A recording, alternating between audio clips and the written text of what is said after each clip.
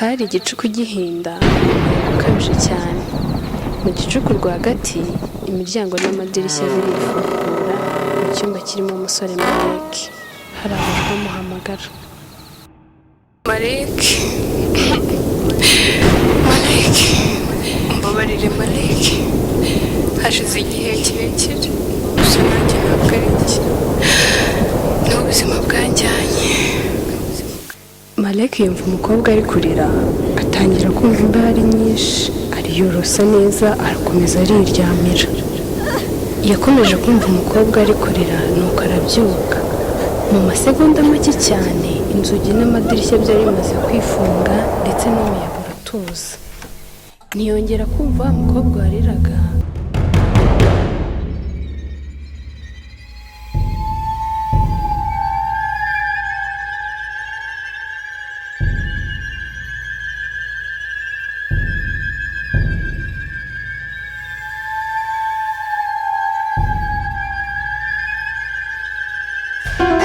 Zidasanzwe gusa bitekerezaho azimya itara araryama.